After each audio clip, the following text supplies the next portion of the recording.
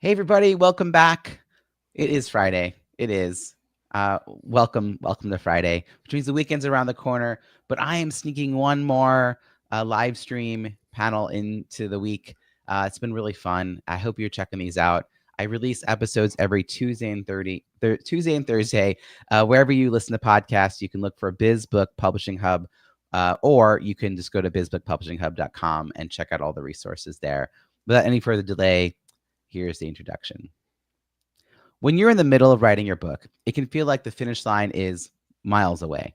But here's what many first time authors don't realize: writing the book is just one part of a much bigger journey. Getting your book published is a milestone, but it's what comes after that truly defines your book's success. Marketing is where you connect with your audience, build credibility, and create lasting impact. If you go it alone, you might feel overwhelmed, but with the right support and strategy, you can transform your book into a powerful tool that grows your business. At the BizBook Publishing Hub, we've gathered experts who guide entrepreneurs through every phase of the author journey. Our community is dedicated to helping you navigate writing, publishing, and most importantly, marketing your book so you don't have to do it alone. Visit bizbookpublishinghub.com for resources, networking events, and support for authors at any stage of their journey. Before we dive into this week's panel, here's a quick word from our sponsor. Joining us today, we have two business authors who will share insights from their author journeys. Kim Rozeba wrote Branding Queens: Discover Branding Secrets from 20 Incredible Women Who Built Global Brand Dynasties, a collection offering valuable insights and strategies for creating and growing a successful brand. Mila Johansson wrote 101 Surprising Tips to Promote Your Book: When and How to Build Hype, for authors looking to jumpstart their book promotion early with actionable and unique strategies that ensure you're not waiting until after publication to build momentum. Please join me in welcoming Kim and Mila. Kim, I'm going to kick things off to you. I'd like to get a little better sense of who you wrote your book for. So who was the ideal reader that you had in mind? And welcome. Robbie, I'm pleased to be here. So when I started, I didn't actually think about the target audience. I was too busy writing the book, but I wanted everybody to read it when I first started. But in actual fact, it was entrepreneurs who had a brand, because the stories were about branding. So, but it was really broad. And as it's been developed, is there a particular audience that's been attracted to it? Yeah. So as I put the book out, I quickly understood that actually it was women entrepreneurs. And actually it wasn't even the entrepreneurs per se, because the stories, there's 20 stories in there of 20 women that are inspirational. And so the audience actually grew totally different than I had anticipated, because I came up from teaching people how to do branding. I love this. We're going to talk more about how there's this evolution that an author goes through as they realize the potential of their book. But Mila, let me come over to you first to get a sense of the audience that you had in mind for this book that we were just talking about. I'm an odd writer. I often write books for myself to remind myself. I have 101 theater games behind me. And I did that so I wouldn't forget my theater games when I taught theater for 38 years in a big theater to kids and adults. And so I wrote this book, 101 Surprising Tips, to remind myself of all the advertising I can do for my books. But mainly it ended up being for entrepreneurs who are writing books to sell from, and authors. And, you know, I've actually garnered 5,000 emails just from giving it away as a PDF before I published it on Amazon. I can see that. Absolutely. So I'm curious, when you were first, I mean, you were prolific. So for those who are listening and watching, there's a lot of great books featured behind Mila. So when you start approaching a book, maybe way back when, because I imagine your thinking around this has really evolved clearly because you wrote a book all about marketing. But do you remember like being kind of where Kim was, where it's like, I just have something I want to share with the world, and didn't really think about what was happening next? Like, what are the metrics that you were keeping in mind maybe when you first get started writing books, and how does that evolve as a book then becomes a reality? Like, do you think about sales, reviews, email subscribers, business lists? I don't. I don't think about that. I think about what can I do to help everybody, because I'm sort of a server. My superpower in life has been giving, even when I was 8 and I didn't even have dinner at night. But I have quite a story with that. But the thing is, I write because sometimes I write what I want to write, and they say that, write what you want to write. Don't worry about what's selling right now. A lot of people say that. I know there's the opposite too. But then I want to write to help people. And I thought, you know what? Everybody's asking me these questions about how to advertise their book. So I thought, well, I'll put it in a book and I'll give it to them. And I'm writing one now. Oh, Robbie, you'll love this one. It's the Bible of Anthology. And I'm telling you, I go through every single hack there is on Amazon, which there are so many layers that people don't know, as you know. But anyway, so I'm putting that all in a book, step by step, blow by blow, and bulletless. Mm-hmm. So when you're starting these books, are you thinking though, like, what would make the book successful to you? Like, how do you know that the book has gotten the impact or reach or success that you're hoping for? Sure. Of course, money is involved in that, but mainly I want people to read it. So I do a thing called Fussy Librarian, Fussy. And I end up giving away sometimes 500, 1,500 books. And I want people to read my books, even when they stall. So mainly, I want people to read my books. I want them to use them. I built my email list with it. And that was before I knew about building e-lists with it. But you want to know the interesting thing? My grandmother, she wrote a book in 1946, Time to Speak Up. And she toured the whole United States speaking in front of 2,000 people. And her book sold like hotcakes. And I didn't realize till I reread her book that I was teaching exactly what she did in 1946. Wow. I love this legacy talk. This is great. Hey, Kim, I'm going to come back over to you. Is this the first book for you? Yes. All right. So I always want to get in the mindset of someone who's new to writing, because I think a lot of people listening to the show, that's where they're starting from. And you have the 2020 hindsight that they're looking for. So let's just go back a minute to where you started. You already said you weren't really thinking big about what was going to happen next to the book, but you felt called to create this book and tell these stories. What then were you thinking you would keep an eye on to measure your success for this book? Were there any metrics in particular? Yeah. So it was really simple for me. Similar to Mila, I wanted to give. Absolutely. There was knowledge I had, and there was knowledge from these 20 women that I wanted to share, but there was an economic component, and that was covering all my costs. Mm-hmm. So when you understand, when you write a book, you've got an army behind you, and that army of experts, right? I had no idea. So I'm an independent author. So I had my editor, I had my proofreader, I had my designer, I had layout artist. I had all of these people behind me. So that cost money. So when I started this, I was in debt. So that was my goal. My first goal was, was I going to get out, thousands and thousands of books? My first goal was just selling enough books that I covered my costs. Yeah, I think one of the things that's hard about this that a lot of first-time authors don't realize is that, and I'm going to sort of cobble together a few different data points that I've heard over time. The average is to sell about 200 books in the first year. Many sell less than 100. Hitting 5,000 copies in the first year means you have done incredibly well, and that's across a wide span of genres. But I think for us nonfiction business type folks that are building businesses, it's really less about the number of books we're selling, and it's more about getting it to the people who would be attracted to whatever else we're offering. So Kim, you've got a business around branding. I'm guessing from this conversation. And so did the book attract the right people to you by virtue of, like, now that the book was out there, did people start to connect with you? So I'm not a consultant. So I actually have a day job. I work for a Fortune 500 company. I'm a vice president of communications. I've been doing marketing for over 30 years. So I did not have a reason for somebody to engage me. And I've actually had quite a few people say, hey, can you do some consulting for me? And I don't have time.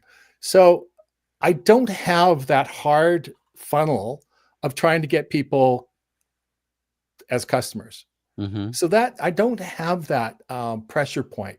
What I do want to do, though, is create that reputation and authority and presence, because I have a second book that's coming up, and it's coming out actually next week, and it's far more academic on branding, but I needed to establish myself as a credible source. So this is really interesting because you are still in a day job, job, and you're not trying to start a consultancy, but you may accidentally do that because you are positioning yourself as the authority, as a trusted expert Yes. and resource. Not a bad thing to have options, since jobs aren't always as secure as we would like to think that they are. But it is interesting how you have a desire to be sort of seen in your industry, and books are a great way to stand out. So even if you don't plan to ever leave the job you have, this is still going to elevate your presence. Right. And I think sometimes authors need to be clear on what their goals are around the reasons for writing a book. So that's just one definition of that. So Mila, you seem to write because you're called to write on a variety of topics. What is it you're hoping to do attraction wise? Are there do services you're trying to kind of guide people towards? And are the books situated to help you do that? Yes, and that's such an important point, because every time I speak 1 to 4 times a week for the last 3 years. When COVID hit, I was teaching offline in all these places, School for Adults and all these places. And I had to learn Zoom quick, and I had to take all these classes, and I got pretty good at it. And I have a lot of funnels leading into my classes. And so I kind of transposed everything over time. It took my time. And because I have the book, and every time I speak, I kind of teach and speak like a fire hose, but people like it because I give them all the information. Actually, it's really still just skimming the surface, but it sounds like I'm giving them all the information. And every time I speak, I get a client. So I'm pretty affordable. I'm not one of those people who charge a lot. Most people tell me I don't charge enough, but I'm charging what maybe I could have afforded. You know what I mean? When I first started, I would have paid anybody anything to help me navigate this whole intricate world of self-publishing on Amazon, because it had really evolved to a certain point. At that point, I had been traditionally published before that. But anyway, I spoke 4 times this week already, and I got 3 new clients. So, because when I open my mouth, people go, "Oh my God, she knows what she's doing." So I did use this book as showing myself as an expert. And it's funny because I've helped everyone in every genre do a book, science fiction and memoir, and 2 cookbooks I have here, beautiful ones we made. But most of the people are business people who want to show their expertise, and they're not looking. A lot of people tell me they're not looking to make that money in the beginning, even though I try to insist they do their paperback first to draw that money in and put it on people's shelves, get it in their hand. And so then I make them a bestseller every time, no matter what. But I really, a lot of people are telling me they don't care about selling their book anymore. First of all, some people just writing books, memoirs, they want to be published and give it to their family for Christmas. So through Amazon, we can do that. We can print the books, drop ship them all over to the US, wherever the family lives. I mean, there's just so many aspects and wonderful parts of this that it's fun. It's like a puzzle. Yeah. I mean, one of the reasons I created BizBook Publishing Hub and then subsequently this podcast is that I hadn't found any resources for authors who are writing books to help them grow their business as a speaker, coach, consultant, course creator, one or more of those things. And, definitely it's about credibility, but it's also about having a clear market, clear offer, clear plan for how to bring all those things together. And it's different than a memoir might be, where a person is just really gathering their life and they're sharing their experiences. They want this. I sometimes I've had people say they wanted to do something really complicated with full color, and I'm like, you can go to like one of these photo album places and just get a book printed, and it'll cost you $30 per book, but you only need 3 of them. Right. You're done. You don't have to do all this other stuff. So in this case, we're trying to, even if it's self-published, people want to look like they know what they're doing. They don't want to look amateur or sloppy. And so finding the right resources. And when I started doing research calls, I realized that the way I approached launching was unique, but it made sense. And the second part was the referral network I wanted to be a part of didn't exist. And it was a year ago that I started doing those calls, and people started to ask me when the network would be curated. And so BizBook Publishing Hub came from that realization that even though there are spaces for nonfiction authors, those spaces include memoirists and travel writers and cookbooks, and that's not the same as a person who's writing a book to help them grow a business. So it is like, and Kim's finding out what happens when you do it really well, even if you didn't intend to. It leads to those inquiries. And I have also met authors who didn't really have a clear plan, but the book did start the conversation about business. So the more we're aligned with that, the better. And it sounds like for you, Mila, you offer these services. So by creating books that help them think about the marketing piece before they even get started, or if they're in the middle of it, it just helps them understand that they need to have those goals and that purpose. I wanted to take a moment to talk about reviews, because this is kind of my happy place. And I'm really kind of curious about how the two of you approach this as part of your overall strategy after the publication. A lot of the work I do with clients is between the publishing and then the PR marketing phase, sort of in between. And I focus on getting my clients 50 or more Amazon reviews, written reviews, not just the stars, because it's social proof that stays on the book sales page long after the orange ribbon goes away. And I've hit number 1 30 times across 4 countries, 3 books. Wow. And I don't think a single time it's changed my bank account. So it's a nice byproduct. It's a nice, I don't know, I will call it a milestone. It's a nice to have, but it doesn't build the pipeline the way a really good launch could do. And so I see we've got right here, if we're just going to take a glance.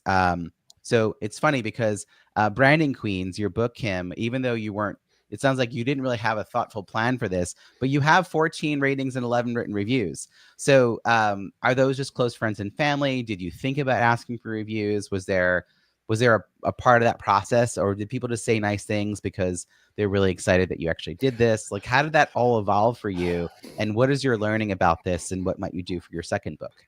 Yeah, so great question, because I begged, I reminded anybody that told me they read my book. I did bookmarkers with, reminding people. It's in the book. At the end of the book, I wrote in there asking for people to write a review. And it's still hard, and I had a whole list of people that I went out to.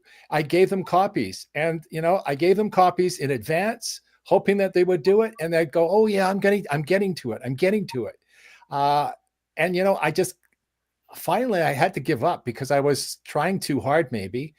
So I'm disappointed. I'm actually disappointed with the number that I did get for all the hard work, or at least the hard work I felt I put into it. So my second book, I did the reverse now. So what I did this time, and the first book helped. I mean, if we talk about credibility, my first book allowed me to start talking to people that I would not normally have talked to before, i.e. other authors out there that have written in the genre that I'm working in. And I reached out, and I was able to get 10 qualified people out there, recognizable faces, people that have written books before, successful books on branding, to actually endorse mine. Mm-hmm. So I started that. It's coming out next week. We'll see how. I'm going to be pushing out those reviews as much as possible in the first couple of weeks. But if you've got an easy way solution for me, I'd love. I mean, both of you guys, I'm looking at you. I'm in awe because you guys know a lot more about this than I do. But, well, Kim, I can't say I have an easy way, but I will happily share on air and with you, and you can always watch the replay or listen to it when it comes out so you can take all the notes you need. But the first thing I want to call your attention to is that your publication date, the date that your book is available for purchase from, let's say, Amazon, is not your launch date. And this is something that I think a lot of authors, even when they're working with traditional publishers, they say this is the release date. And they tell you everything has to happen on this date. They want you to do pre-sales up to this date. But I don't want to drive traffic to a book page that doesn't have sales and doesn't have reviews. And so I push the launch date out by 2.5, 3 weeks. And in that 2.5, 3 weeks is the soft launch. So if you have this list of people, What I ordinarily do is I work really hard with authors to help them identify likely prospects and referral partners to invite on their launch team, because getting 30 reviews from people who are friends and family doesn't help you build the pipeline if the goal is to build a pipeline for your business. But the credibility of having 20 more reviews is still there. I mean, a lot of books don't even have 10 reviews that are written, and sometimes they have 100+ ratings, and I'm always like, what's this disconnect between all these stars and no one taking the time to write anything? So I give people the advanced review copy ahead of time. I give them prompts to write the review. I remind them they don't have to read the whole thing, 2 or 3 sentences. I send them more reminders. I collect the reviews via a Google form. And then when the book is published, I send it back to them, their text with the instructions for how to buy the 99-cent Kindle. So it's a verified review. And here's how you publish it. I track all of that. It's highly hyper personalized, but at scale. And then it all culminates with a virtual book launch party where we get to acknowledge what happened in the launch, but also it's really forward looking. We have the author invite 2 or 3 or sometimes even 4 guest speakers to share what it's like to work with them.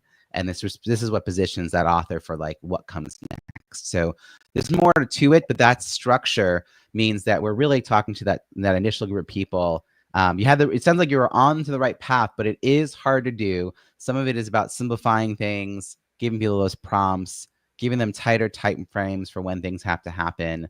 I also suggest authors do a sort of pop-up private training for people who are on the launch team to hear a little bit about the book, or discussion group, or a book club, or whatever it might be, a Q&A, to help kind of get people's attention. The thing I think we have to remember is that this is our biggest thing right now in life, and for everybody else it's a to-do item.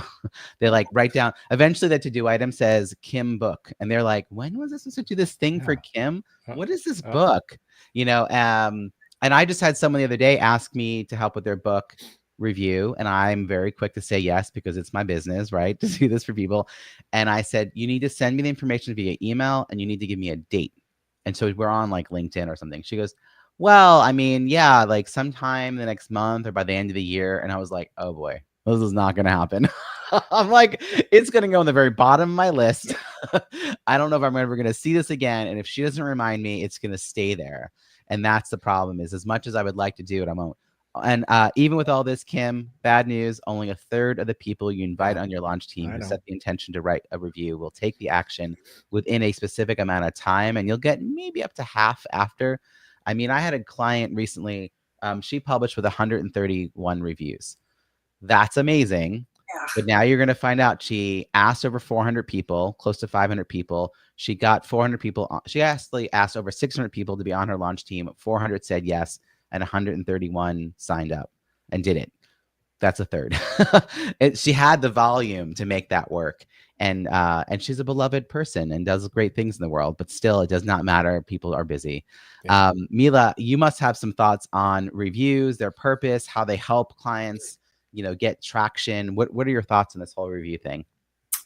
I have a lot, but it is hard to get them. And one thing people don't realize is that they have to buy the book to become a verified review. So in all of my blurbs for me and my clients, I tell them, I say, okay, help support the book and help us become a bestseller or stay bestseller.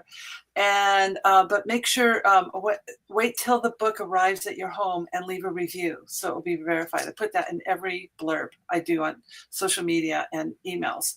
And because they have to wait till it comes, it's still good to have a review because people will read it. But what builds your algorithms is the verified reviews. And here's the big secret. Reviews are not on anyone's radar. And they're at the very bottom of the page. So if you give them a link and tell them how to do it, and I just did a training for Dr. L's book. We just did a big anthology book. And I showed her, I think I had Barry's book. And I said, okay, I'm going to show you how to do a review. Look, it's at the very bottom of the page, wait till it comes to your house. And even then, like when I did my grandmother's book, I thought everybody's going to buy my book, shout it from the rooftops. I wrote a book, and 1/3 of my friends, best friends, everybody bought the book. 1/3, like you said, and maybe 1/3 of them left a review. I have 64 reviews on her book, which turned out really good. But still, it's like when you reach 100, you've got it made, right? Sort of, they say 20 is good, 50 is better, 100 is a good spot to be in. So the main thing is what I'm doing now is I put out the 101 Theater Games recently. It was redone. It was traditionally published and I got it back. That's something I do for people. I've helped 6 people get their books back from bad publishers or publishers who weren't doing anything with their books. So we got them, we put them up. I said, no, leave them there. It's real estate. We can have them there and there, And so I got my book back. And only 2 people have left reviews so far, but I know who bought them. So what I'm going to do, and this really works, and I think that's what you were saying, Kim, a little bit, I'm going to write each person I know who bought it and say, hey, I know you don't have time to read it right now, but here's what it's sort of about. And you could sort of say something. It only needs to be 1 or 2 sentences. It shouldn't be long. And so I'm going to go after everybody now to get those reviews. But I also have a slow burn publishing thing I do that if it's done right, the book stays up in the top 100 or just below it forever. And that's what I'm doing with a lot of my clients now. And especially, and I've got the backwards from everybody saying publishing thing where you do your paperback first because you want it on people's shelves. That's my main reason. And you want to get that first initial money to help pay back some of your editing costs. And everybody else is telling us to do the ebook first, because you've got to become a bestseller. Well, you can become a bestseller with the paper book and the 99-cent sale, and then the free for sure. And then you take screenshots of it and this whole thing and use it for advertising. But the thing is, we're being told by these people with lists of 10,000, 20,000 to do the ebook first. So they do that. They send it out to 20,000 people. 2,000 buy the book, they get 1/3 of that, or 6,000 people buy the book, they get 1/3 of that. They're making $2,000 right off the bat. So that's not us. That's not us. I'm going to jump in here and I have a counterpoint on this then. Okay, yeah, I want to hear. I don't have the 10,000 or 40,000 or 100,000 people on an email list, and neither do my clients. But I do suggest doing the Kindle book first, and then you can do them both at the same time. That's fine. But I would always suggest to release the Kindle book. And the reason is, I think what we're missing here is I don't care about the bestseller status. And I think anyone who is, I think authors are misunderstanding the importance of the bestseller ribbon. And so they put money and effort and time into getting the bestseller ribbon without a plan for marketing beyond that. And what I would rather do is build a launch team of likely prospects and referral partners. Even before the book is out, the author often ends up with new revenue opportunities, new media opportunities, just by being, as a business owner, in touch with these prospects and referral partners. Get the 99-cent Kindle out there so you can get the verified reviews, which is the focus. But 50 plus reviews is, like you said, it's nice to have. It separates you from other books. That's not really the goal. The goal is 2 months of conversation with this really select list of people. And if done well with a strong launch at the end, it is probably the next year's worth of revenue and media opportunities can come from that. So the money that you get off the book isn't from selling individual copies. The only time I focus on individual copies is during this launch period of a few weeks. Beyond that, it's bulk orders, leveraging it to get on speaking opportunities, which are then also lead to bulk orders, getting your book into book clubs or discussion groups or conferences or companies buying it or consulting, not selling individual books. And while it's nice to have people, having the book on their shelf, however they're going to consume it is fine with me. Most people, like my last book is a manual. And it's funny because I would prefer to review a manual electronically because you could do searches to find exactly what you want. But a lot of people bought the discounted Kindle book and then turned around and bought the paperback because they wanted to have this within reach as they were working on Zoom, because the book is about how to design and run Zoom events. And so even when people buy the Kindle book, a lot of them, I would say at least a third, will immediately turn around and buy the paperback when that becomes available. So what I've often done is delay the paperback until right when the launch happens so that the soft launch is focused on the Kindle. Because if you're going to get #1 bestseller, I want people to have a shot at it, have good categories, have a strong, out of the gate sales. But if you've got 100, 200 people on your launch team, you're going to be selling a dozen or more books every day for several days in a row. And that's how you're going to hit #1. You don't have to sell that many books in any one time frame to hit number one and stay there for a little while. So it's just interesting because there are these different vantage points, and we do want to. I heard what Kim said. We got to get the money back, but Kim doesn't have the advantage of having something to sell. Where Mila and I actually have other things to sell, and the clients, it sounds like, Mila, that you work with have other things to sell. I will say I have a gotcha question that is not meant to be a gotcha question that I ask all my prospective clients. You know, I give away a half-hour brainstorming call, and I say, tell me about your book. They can rattle on for 5 minutes about their book. And then I go, great. So tell me how this book fits with your overall business strategy. Like, if someone loves what they're reading, how do they kind of come into your world, and what do they buy? Like 50% don't know how to answer that question. And it's a book that's supposed to be helping them grow a business. And Mila, how do you help people get those ducks in a row so that they don't just publish and then try to figure it out, that they actually know, okay, I wrote this book for this purpose, for this audience? Like, are you asking those questions as they're getting set up? Like, yeah, how does this work for your audience? Well, yeah, it's a good question, and it's different for each person because, you know, some people do the work and some won't. You know this, right, Robbie? Yeah. The people, you know, lately everyone I do, they do everything I say. So I actually like to follow up with them. One thing, can I go back to one thing that does build algorithms that's very, very interesting that people don't think about, and that's who writes your foreword. Because for this book, I had a very kind of famous businessman. So it's an audio show. So if you want to say something about what you're holding, go ahead and say it. I'm holding up my book, 101 Surprising Tips to Promote Your Book.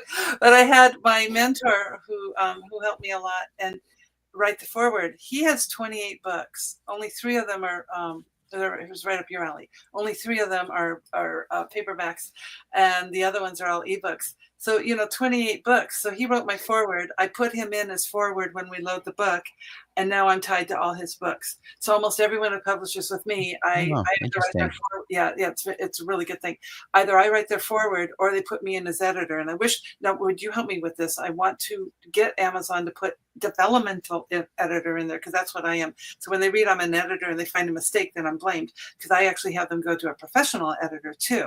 So anyway, but they put me in as an editor. They're tied to my 14 books, and they all want to do it because that really helps. So those are 2 ways to build your algorithms too, is to have someone famous. That's really clever. Yeah, famous or has a lot of books, doesn't matter which. You know, like I just did a cookbook for someone, and she has Snoop Dogg in the book because she's a TV journalist, and she interviewed everybody, Golden Girls and Housewives and all these people. So because she can put those names in, and we even put them in the keywords, some of them, you know, then she got tied to all of them. But anyway, so those are 2 secrets right there: is get someone to write your foreword who either has books or is famous or semi-famous. But wait, your question was? Well, I'm just, I focus on reviews. I've got over 200 reviews for each of my books. Collectively, my books have 650 plus reviews. My last book just hit 250 a few months back. It came out in March of 23. It took about, I would say, the first, the first like 200 reviews came within like a month, and then then another 20, and then it trickled. And then I was like joking a year ago, almost the day of this recording, I'm stuck at like 247 reviews, and I'm bummed. I'm tongue in cheek because I want to be able to say over 250. And my mentor for like the 3rd or 4th time in 7 years said, "Why are you not a book launch coach?" And so, you know, that's where all this BizBook Publishing Hub really came from. And so Mila, I'll reframe the question I asked you, which was, sorry, I forgot. That's okay. I like your tips. The question I had was, because we're talking about people who are writing books to help them grow a business, but many of them, 50% based on my personal experience, don't have the strategy figured out. It's really easy to find someone to publish your book, like as in, I'll take your money and I will publish your book. It's harder to find people who will ask you questions to help you get the right book to the right audience and really think of the marketing. And you're doing developmental editing, so clearly you're helping them think about that storyline. What can you do to prepare people, those who are willing to do the work? What are the kinds of things they should think about in order to write the correct book and actually help their business? Well, and you were thinking like afterwards too. And afterwards, because I'm a speaking coach, you know, my grandmother taught Eleanor Roosevelt public speaking and all those women. And so I actually try to gear them towards a speaking career after that. Because, if you speak online's great. I didn't realize that till COVID hit. And then thought I'd just speak in Washington, D.C., where she worked, Pueblo, Colorado, where she was born, and California, where I am. And I couldn't do any of that because COVID hit March, the month it came out. So I got online, I learned all this stuff, and I started speaking all over the world, which I didn't know was possible. India and Spain and England. So it kind of gave me a wider audience. Yeah. So are the authors that you're working with not already have established business for the most part? A lot of them do, and a lot of them are doing memoir, but still, like this one guy who wrote a memoir about taking the machinery that Alan Turing made and boxing it down smaller and selling it to spy organizations all over the world, or third world countries. I have him going into libraries and book clubs and online and offline, because I know when I speak to online, I don't sell as many books, but I usually sell. Right. I'm a book coach. Thank you. But when I speak in person, like at a women's club, I spoke at one last year with 40 women. Guess what? Every single woman there bought my book. So it was like a big punch in sales. Nice. And so I think follow-up, is of course, if we could, some people believe in the ads, but anyway, let me jump over to Kim afterwards. Let's go speak about it. Yeah. So let me ask Kim, we talked about reviews being difficult. Sounds like you have a different plan maybe for book 2, but other than reviews, since now you're heading to book 2 and you know some more about the whole author process, what's the biggest challenge for you? And where did, you mentioned you had lots of different team members. How did you know what services and supports you needed? Like, what was your piece to do, where you needed help? Like, was it hard to get the ideas out of your head? Tell me a little bit about your journey with that first book, and maybe even with the second one that's coming out. It took me 3 years, but I still want to go back to your your question about strategy, because strategy, I think, is really important. And I see so many people talking about tactics. And if you have, you can keep throwing tactics at everybody. And from a branding perspective, strategy becomes really important. And one of the things I have learned through all of my life in business is that it's so easy for people to talk about tactics. They love to talk about, let's do this, let's do that, we're going to do this, we're going to throw it over here, let's get this to this group, let's do that. And the strategy never gets formed. And if it gets formed, then that becomes your yardstick. That becomes your measurement of understanding, are you going in the right direction? If you don't have that, there's nothing to tell you that you're going in the right direction or the wrong direction. So I think that is paramount. And I did not, when I did my first book, I did not have a strategy. I had a book. I had an idea in my head. I thought it was a great idea. It's on a subject I am passionate about, which is branding. And it was a story that no one had ever told. So that's what I did. But after I did it and I put it into the marketplace, I go, where's my strategy? Right? I got all these tactics. And you know what? Now getting to your next question, there's so much information out there. I was quite surprised when I started looking to see, how do I publish an indie book? And why did I publish an indie book? Is because these 20 women that I'd written about all started from ground zero. They had no idea what they were doing in most cases. Most cases, they weren't even educated in anything to do with business. They had a dream, they had an idea, and they had a solution for a problem that actually affected them as much as their customers that they solved a problem for. So, and they figured it out. They went through it all. So when I started writing my book, I said, I got to publish my own book. It wasn't a question of whether I should go to a publisher. I just felt, because they started from ground zero and they had to learn and discover how to do it. So that's what I did. And did I do it all right? No. Did I make mistakes? Absolutely. How I wrote my book, I look back and I go, it had over 300 citations. I've never kept track of citations. Like, university was the last time I started, worrying about, citations. I had, it was like a mess. Like, my editor was going, oh my gosh, what do you want me to do with this? But you know what? You learn. You absolutely learn. And if you're passionate about it, you will learn. And as I said, there's a lot of information out there. But the problem is Everyone talks about the tactics. You know, we talk about, well, this idea, this little thing here, this, and I keep looking and going, okay, but have you figured out your overall strategy? And I think, you know, when you talk about writing a book, a business book, if it is about a book that you're going to do, are you trying to build your reputation? Are you trying to become an authority on something? Those are the hard questions. Those are the questions you got to, and again, I'm rambling here, but one of the tricks that I've used with my team and anybody that's trying to struggle as to, you know, why are they doing this? Ask the question why. Mm-hmm. And you don't ask it once. You ask it twice. You ask it 3 times. And maybe by the 4th time, you actually get to the real reason of why they're doing what they're doing or why they want to do what they want to do. Yes, I've actually, that's a very powerful exercise. I'm glad you're bringing it here, because the why, and maybe even a 5th time why gets to what's really under all of this. And if we know that why, then the strategy is more evident, because sometimes it doesn't line up because they're not actually drawn. Like, we're building a plan for something that's not actually driving them. And that disconnect can really be difficult with an author who doesn't have the words to say what they're trying to do. One of the ways I have found that really helps authors start to figure this out is to be around a community of other authors who are doing similar kinds of wrote a book because you'll start to see what other people do, and you can ask questions, and then they teach you these little tips about, you know, get someone who's going to write your forward, and like, here's why reviews matter, and here's how I got reviews, and whatever it is. I think being isolated from that space while trying to do this is very difficult, because you're just reading a bunch of blog posts and it's contradictory information. In a moment, I'm going to come over to Mila for our final wrap-up question.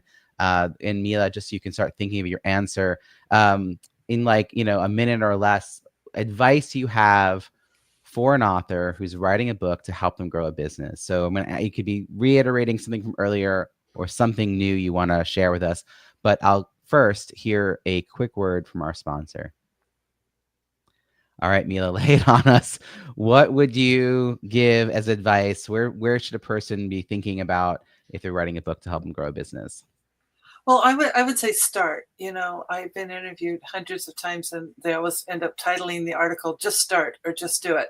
So just start and work your way out of the paper bag, because starting is sometimes the hardest thing for anybody. And then also join KDP today. And the reason is KDP is the Amazon publishing arm, and the reason is because you get they have templates and tutorials, and you can start using those right away. In fact, you can write right straight into your template, and then you won't even have to redo it later. That is what I do with a lot of my people. And then that way your book's done. And then what about if you even took your master's thesis or some blogs and put them in, you have an instant book? I mean, there's a lot of ways to think about it, but just start. Don't wait, because what are you waiting for? Mm-hmm. You won't learn unless you start doing it. You won't even know what questions to ask unless you start doing it. Well, like Kim taught himself. I mean, yeah. And by the way, Kim, the best way, this is the advice I got. The best way to sell book 1 is to write books 2 and 3. So you're on the right path. So, Kim, what advice would you share with someone? So, start with something you're passionate about. Mm-hmm. It took me 3 years to write my first book. And I didn't know I was writing a book. I just knew I was writing a story. And I had a blog before that. So there was a natural progression. But if you're going to spend 3 years on something, spend it on something you think is really important. That's great. I think when I was thinking about getting a momentary lapse in judgment, getting a doctorate. And I have a master's in social work, and they said, you should really do this. And I thought, I have to have an idea in my head for a thesis when I apply and be as excited about it when I finish the thesis. I don't think I'm that excited about anything right now. But I think that's right. Like, you really have to be driven to do this. Usually there's a bit of a calling. A lot of the authors that I work with are 50 plus years old. They're often entrepreneurial women who may or may not already have a business, but they have a lot of expertise, and they really have a deep desire to share it. And they want to have that impact. They want to make their mark. A lot of it's legacy. And there's a lot that they don't know. It's a little weird to feel like a novice at that age. And like, sales or technology or marketing or self-marketing. So I love that we're sharing these stories because I feel like it's very inspiring for the would-be author or newer authors or authors who are looking for new ideas for how to market the books they have. I would love to hear, Mila, where people can find you and follow your work, and then we'll put all those links in the show notes. Oh, yes. Okay. Well, you can, I have a nice website with everything I offer and freebies. It's milajohansson.com, my name, milajohansson.com. And to email me, it's my name backwards, johanssonmila@gmail.com. Very good. And I'm also going to have links to your LinkedIn, your YouTube, and your book, of course, at bizbookpublishinghub.com. And Kim, where can people find you and follow your work? It's simply just my last name, which is ROZDEBA, rozdeba.com. Fantastic. And we'll put also links to your LinkedIn, your Instagram, your book, Branding Queens. Let me know when your new book comes out. I'll add it there as well. Folks, you can go to bizbookpublishinghub.com to get all the show notes for all the episodes every Tuesday and Thursday. You'll also find more than 50 experts ready to help entrepreneurs become successful authors. We'll guide you through the writing, editing, publishing, and marketing phases of creating a successful business book. You will also find invitations to free virtual networking events for writers and authors, as well as my Kindle cross promotion campaign that I run a few times a year. So go to bizbookpublishinghub.com to get connected into an amazing author community and to meet our experts. Speaking of which, thank you, author panel, for joining us today. It's been a wonderful conversation. Thank you, Robbie. Yeah, thank you.